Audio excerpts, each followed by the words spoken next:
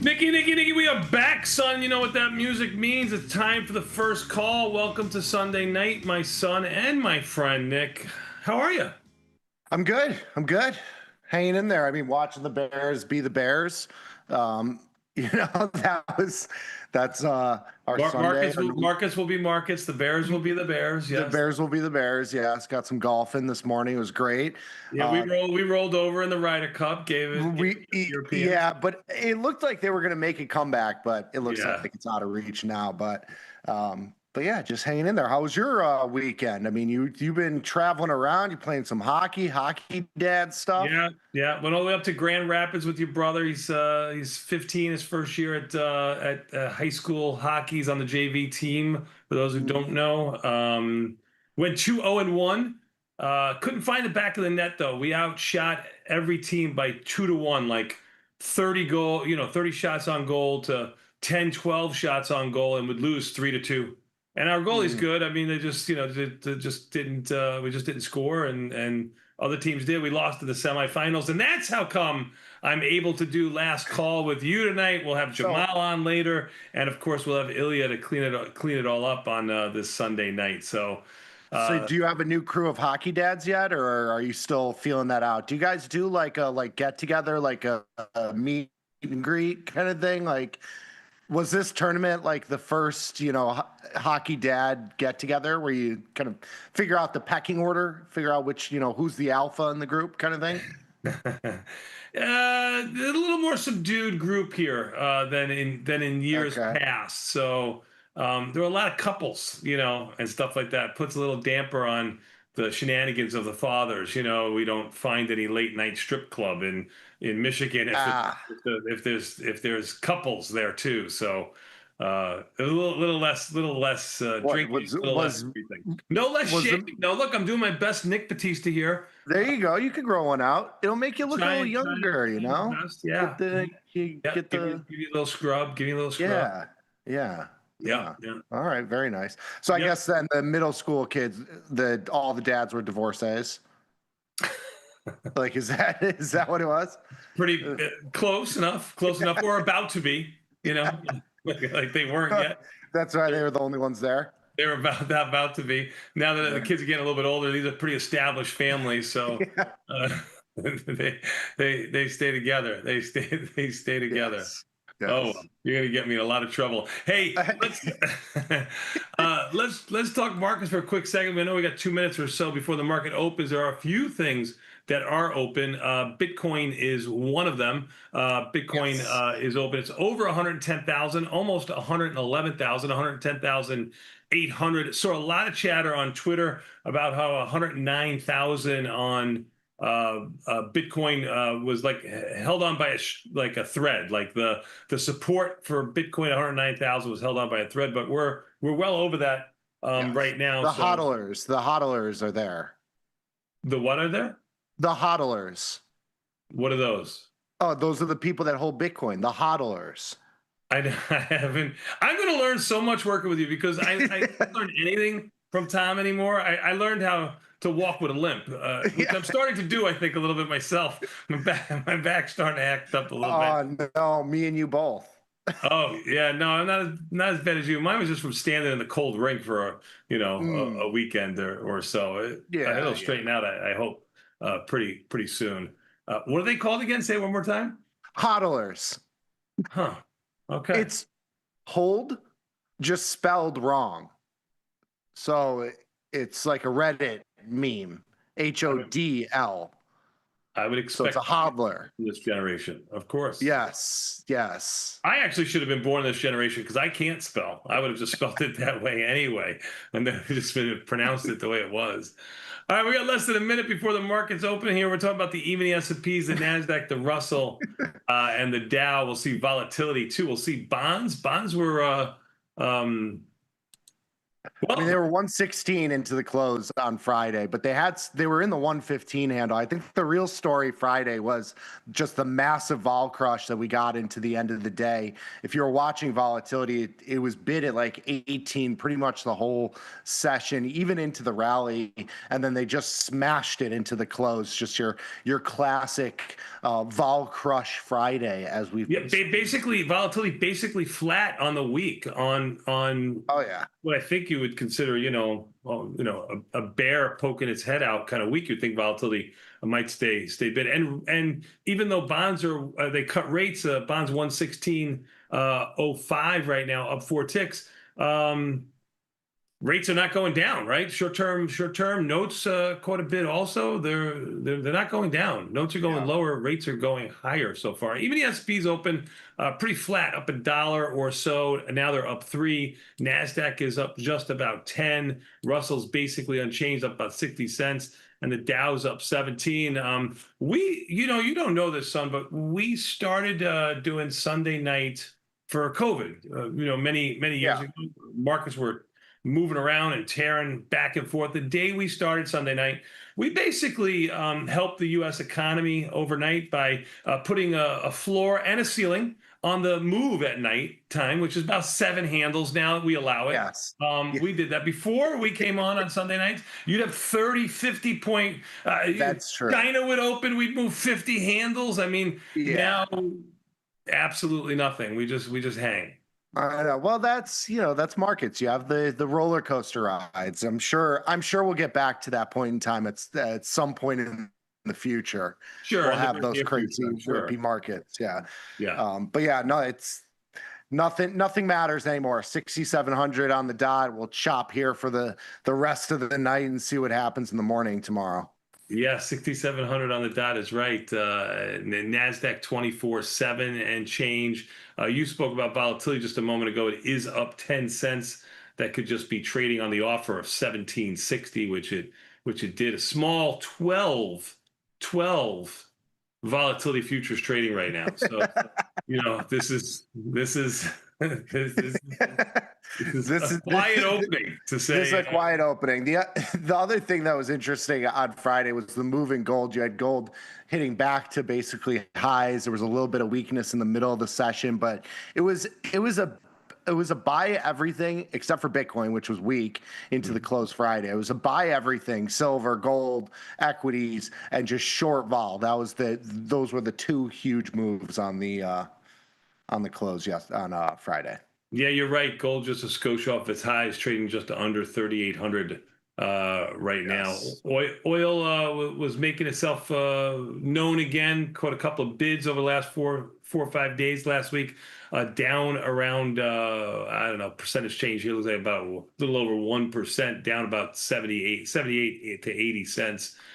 So you get a little bit of relief in oil. I don't make anything of this. Seems like the type of market tonight where if you had a position that you couldn't neutralize some delta in on Friday, being more of we're talking more to the person who kind of forgot that Friday was closed. You get a chance right now to do whatever the hell you want to do at basically the same prices that you were on Friday. So that's sometimes that's a good thing, and right now it seems like it's a good thing. We got to end of the month on what is it, Tuesday, Wednesday? The end of the month will be. Does that matter to you? I know we have SPX Guess the Market, which is what matters to me. It's on Tuesday. Yeah. But is that something that worries you? You got September seasonally, a weak month. Everybody's bulled up here. Is that something that matters? Well, if September's weak, it's really got some making up to do because September's Not this one. Not this much. Oh, September. not this The September. past Septembers. Past Come on. September. So Yeah. are we gonna worry about next year's September? No. Past Septembers. Oh, past September has October. been a seasonally weak period of time. You haven't been watching the news. You haven't seen that headline? Sure. I've the Ray Dalio tweets. I've seen them all. Bad things to come. Like somebody's got a crystal ball. Listen. All you can trade what's in front of you. I like to look at volatility as my future-looking Yom indicator. Kippur? Say again. Yom Kippur matter to you? Sure, sure. I mean, everybody knows you got to buy Yom Kippur. I mean, that's probably one of the best indicators in the whole entire world. I mean, everybody knows. Wednesday, I think it's Wednesday, Thursday, or You think? Thursday. I think so. You best find out, son, or she's not going to be happy with you. This is you're supposed to write this down if you can't remember. I do my best. I do my best. Russell just turned red, down 70 cents. Even the S&P is up a buck 50. It really is much to do about nothing right now. Gold down 15. Little movement there. The bonds are up 5 ticks, 116.06. Bonds are definitely, I think, one of probably the bigger surprises of the market last week. I know we talked a lot about them. You got a bunch. I'm using your charts here. This might be the last time in my career that I use your charts. But what are all these squiggly little lines you got here? Some sort of moving average you can see here? Yeah, they're moving averages. This is a Ryan Grace special. I've enjoyed keeping them on my charts here. You don't find them at least thought provoking. So bonds always go through 3 moving averages before they stop? Is that what they was that? Oh, no. You can build your own assumptions on these moving averages. Oh. They're just nice to see. They're colorful.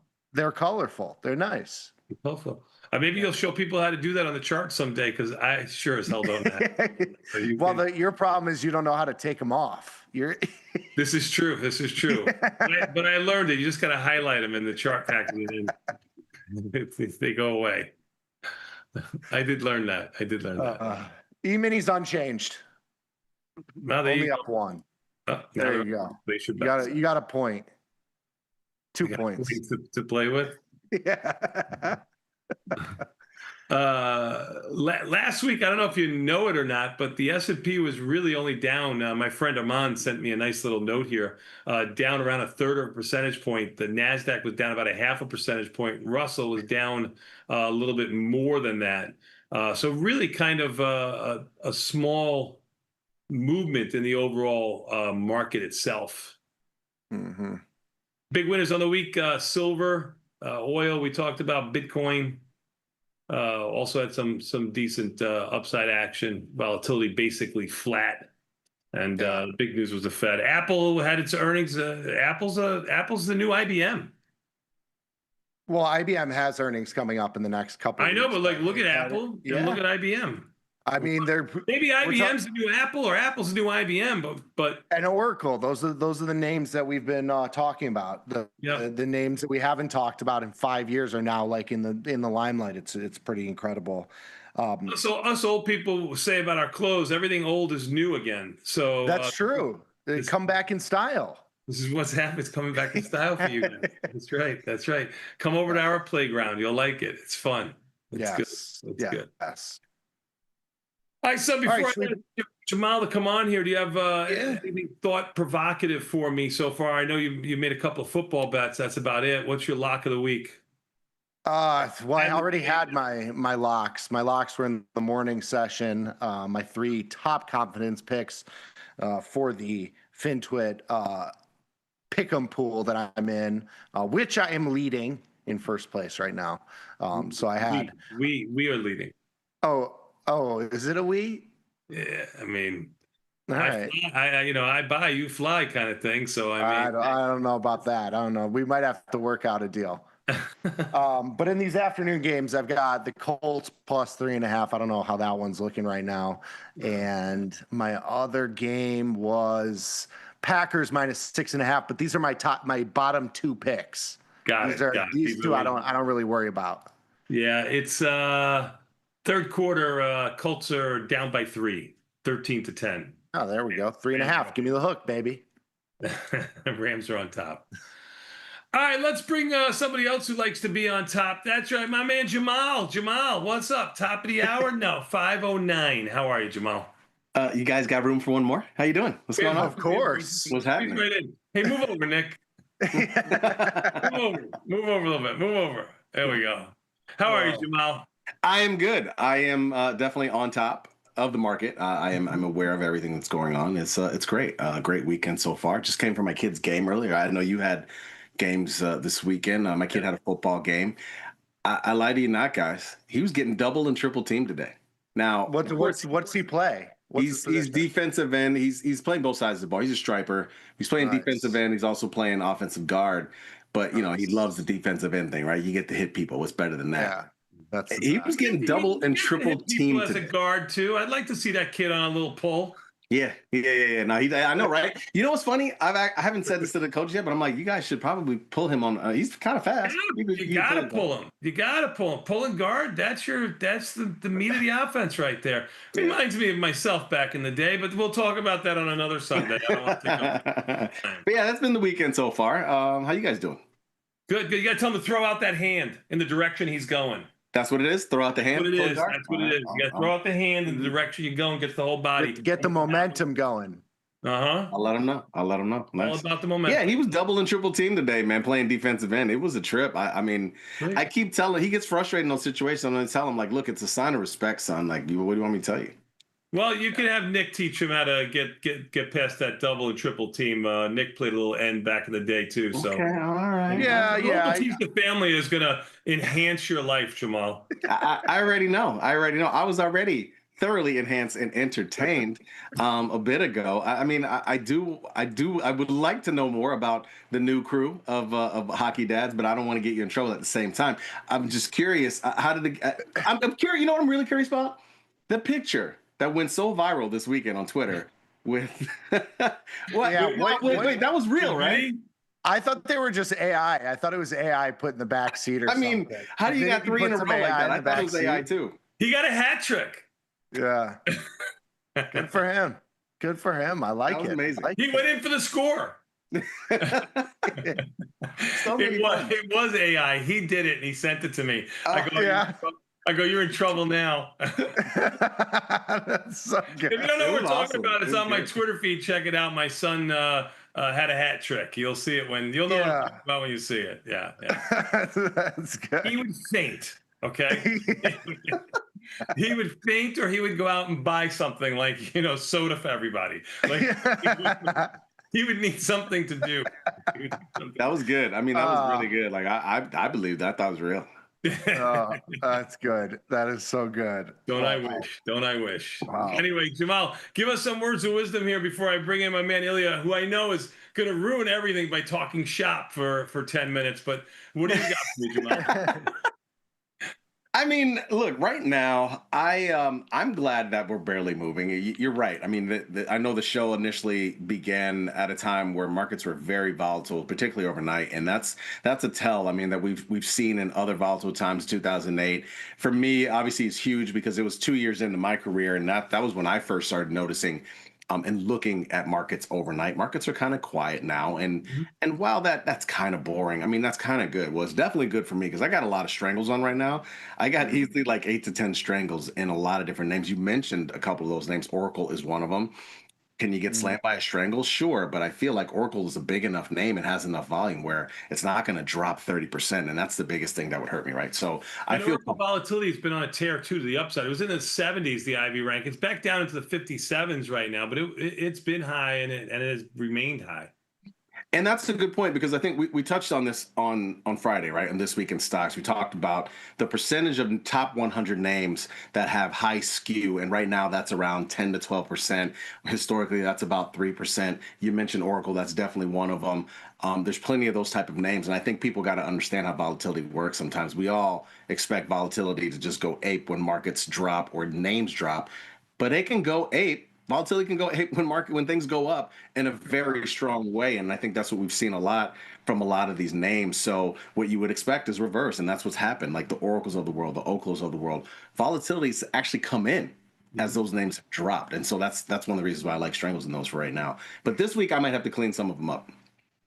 Yeah, you make a good point here. Volatility is going to contract in these as they go lower. I mean, the volatility always expands in these when it goes higher, but it doesn't necessarily contract at a fast pace when they go lower because the expectation of them, coming back is to the upside. But they seem to have lost a little bit of the bloom off the rose on some of these, and when volatility comes down, that really is the signal that on a directional bias, maybe the upside is not as lofty as it once was before because volatility is just so much lower. They just know, man. I don't know. It's just the paper flow just knows. It's Yeah, like Vegas. a lot of those names really took it on the chin too. Like you're talking BE, so Bloom Energy was one that I had a position on in ACLO. INQ, you look at some of the quantum stocks, like all those things that had those massive moves, they've all had a nice little downside move, but really more importantly, just a huge vol crush, which is definitely helping a lot of my positions. Sorry. The quantum names are kind of interesting to me. I've we all see sort of these tranches of names that get busy at one point in time. For me, it takes me back. Like the first thing that I remember when I think about this is sort of the rare earth names. So there was a point in time and most of them don't even exist anymore, but there were a lot of names that were rare earth names. This was like 2010, and those names were all moving as a group, right? 2017, 2018, when Bitcoin was getting hot, there were all these names that were moving as a group. Right now, these quantum names are the ones that are all moving as a group. When you look at QBTS, you look at IonQ, you look at QUBT. So they're kind of fascinating. I'm not sure whether I'm short of strangling IonQ. I don't know how much longer I want to be short. It feels like playing with fire, right? Like at some point or another, they might go crazy, or they might just be a new advanced group. I mean, again, we saw when I talk about these groups of names, we saw this with EV names, right? Like Tesla was the main one, and then all of a sudden, Neo starts showing up, and some of these other names are the Rivians of the world, and they were moving as a group, and they have since sort of retreated and calmed down. So if there's one area I'm paying attention to, it's the quantum computing thing. I just saw an article a little bit ago. It's like, wow, is quantum computing going to be a thing? Because what's funny is what I remember in March, the NVIDIA CEO comes out and he says, quantum computing is 50 years away, and all those names tanked. And then now, all of a sudden, they've been back. So I can't determine what I think is going to happen with that group yet.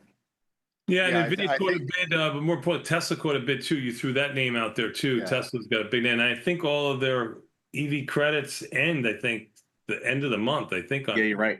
Yeah. Stock was up $17 on Friday, so nothing means nothing. They do, yeah. Sorry, go ahead, Nick. I was going to say, I think the next interesting basket is the Trump portfolio basket. Because you've already seen Intel move in. You got MP, which is one of the materials companies that you were mentioning. You got like Boeing was up $7, $8 on Friday. It seems like LAC, the other lithium company, you even had like Albemarle ALB, which was moving as well. So like you're starting to see the market kind of sniff out like, ooh, what's Trump going to buy like 10% of? Because it's instantly 30-40% move to the upside. So that's easy money is what you're telling us. I'm trying to figure out which ones are next. If I figure out which ones are next, I'll let you know. All right, we would appreciate it. Would you appreciate it, Jamal? I'd appreciate it. I totally would. When you need to just tweet it out, Nikki, and say it's a good time to buy, right? That's what Trump did. I mean, look, on tap for this week though, we got jobs report, right? I mean, what are we thinking? We think it's going to be a mover? We think not. What's the expected move right now, by the way? Oof. Through this week is like nothing. I mean, even the S&Ps for the week. Is it 7? I feel like I thought it was like 80. 74 points for the week. I thought it was like 80 when I looked on Friday. So yeah, 74. Okay. It probably was until they smashed vol into the close. I mean, you're right. They took off a point of vol, in the last 30 minutes of the session. Right. Good point. So, yeah. I mean, I guess I theoretically, I guess we want a bad jobs report, right? That means higher markets. I guess that's what we want. It starts to get confusing. Yeah, and it all comes down to perspective. That's all. Yeah. That's however they spin it, and they'll never. It depends on what news agency you listen to is how it gets spun. I mean, and then the market will tell you what's really going on. Yeah, market don't care. Like market doesn't have an affiliation to you, me, red, blue, black, white. It don't care. It only knows green. I mean, that's what the market cares about. That's it. All right, Jamal, my friend, I'm gonna let you go. I'm gonna bring Ilia in here and we'll wrap it up. Maybe by the bottom of the hour. Thank you so much for coming on. Appreciate it. Ilia, my friend, say something. Gentlemen. That's a good start. How are you, sir? How goes it? Goes well, man. How about yourself? Good. It's a beautiful weekend in San Francisco. Nice and foggy. Nice. Perfect, as it always is. Absolute perfection. Perfect. San Francisco weather. Yeah, Hmm. I like it.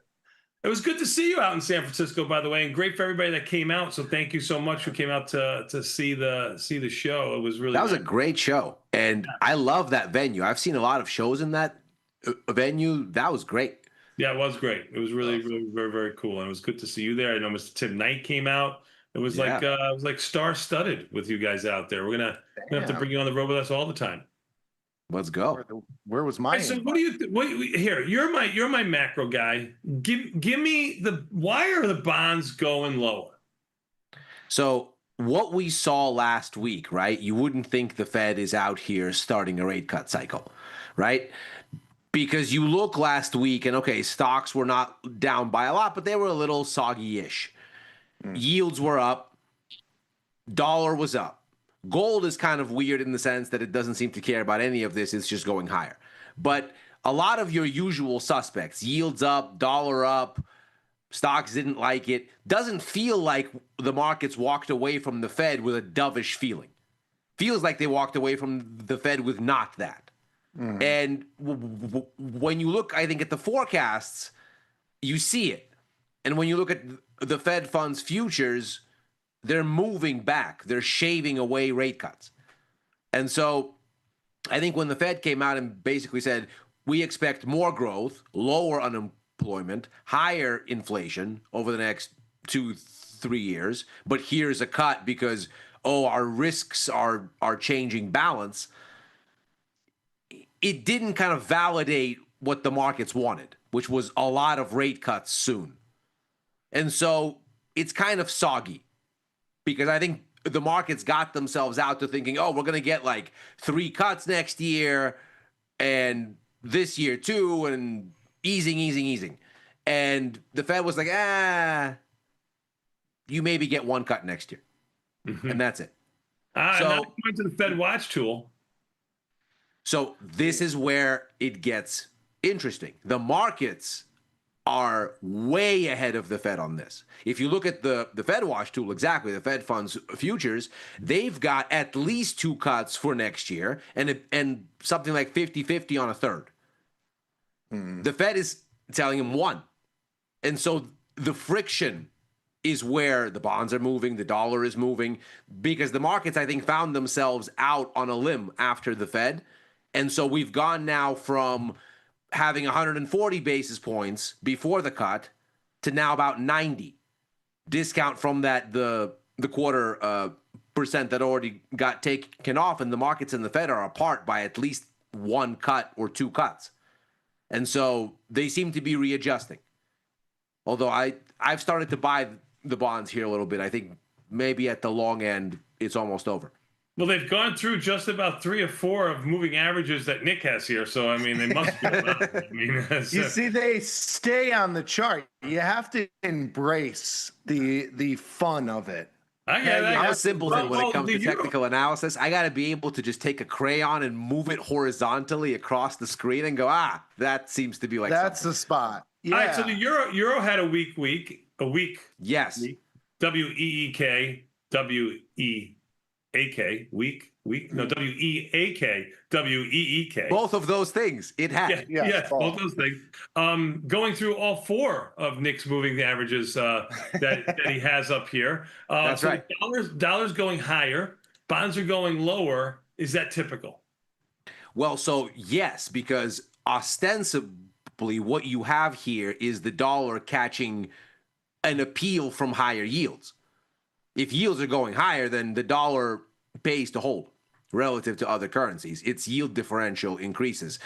Your friends and mine at tastyfx will show you on that part of the platform the daily swap rates, where you can see if you're long the dollar, say against the euro or the yen, interest rates there are lower, so you're getting paid to hold dollars. So not surprisingly, yields are higher, dollar is up. It's about as classic as you get. What's interesting here is that stocks are maybe getting a little soggy around it, but who knows? They're so close to the highs and they've gone such a little distance down. I mean, nominally down last week, but Have they gone anywhere, or are we just pausing a little? Impossible to know. Well, most of last week, the market would in the overnight session, not Sunday. I'm talking about after the market closes. We would catch a little bit of a bid, and like right here, 5, 7, 8, 10 handles. But we wouldn't be able to hold it by the end of the day. And when we would open either there or lower, and then go lower for some sessions. Last week. It'd be interesting to see with volatility now basically unchanged at 1750 here, and really getting killed on the close on Friday. If that was your short-term down move last week, that was all you're going to get. Now, Nick mentioned some seasonality. We still got a couple of days left till September. You put any news coming out for this week? I know. I always got some sort of volatility around, unemployment numbers. Yes. You got jobless claims coming. So go give me that, and then I'll let you go.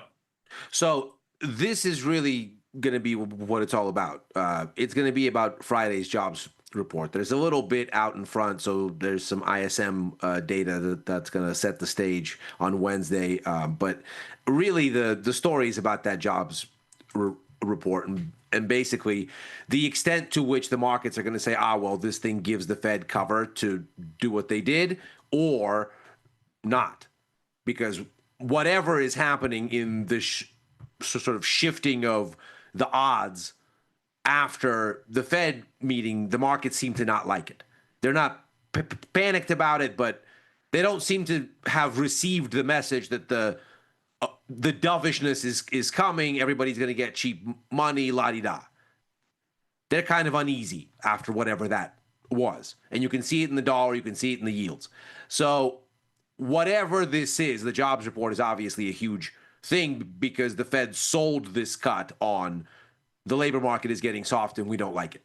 So if that's the pitch, then this data has to be weak-ish, and then the markets can feel good about, okay, the Fed is telling us things that make sense. They're doing things that make sense. Okay, fine.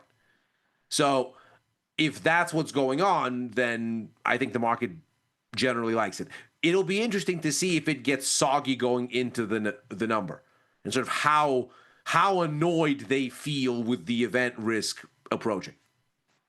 Well, I would be surprised if volatility were to go down a lot more from here with the jobs number coming later this week. You probably get a little bit of a chop around at the beginning of the week, even though we're catching a little bit of a bid here. Even the S&Ps are only up 4; they were just up 8 a moment ago. I think you get a little bit of a chop around in the beginning of the week, and then the end of the week is going to set the tone for the weekend and the week to follow in October. We end the month on Tuesday, and we start a new one on Wednesday.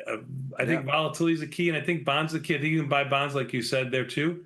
I think that's probably an easier buy for me, at least, than it would be to buy the even the S&Ps at basically unchanged going for the full week and Friday. Still could buy the dips. It seems like we get every time we go lower, you're able to buy the markets, but we haven't ripped much higher. Just a skosh off of highs, though. Let's remember that. Yeah. So just kind of past 4 days, just hovering. Yeah, when it's toughest to buy them, like it's easy to buy them on the way down, kind of thing. You always buy them too early, and they always go too far. The hardest buy to do is like now when they go down, half a percentage point, 1 percentage point. We were down almost 2% in the beginning of last week, and that was the opportunity, to buy it. And then it's always the hardest one to do. Nick, you seem to be shaking your head, so give me some. I was just going to say, I mean, despite the move that we had last week, in the beginning of last week, we're, less than 1% from all-time highs, and our expected move for the week puts us at new all-time highs if it's to the upside. I mean, 75 points to the upside puts you at 67, 75-ish, and that would be a new high print. It's just wild how quick the dips have been bought, and that, we can even say after a 3-day down move that maybe that was the one to buy. Everything is quick. And interesting enough, Nick, 66.25 gets us right around your third yellow line. That's the 21-day moving average. which makes it very, very interesting how that line is there. Listen, I'm going to let the two of you go. I appreciate your support and help, and Jamal, who was on earlier.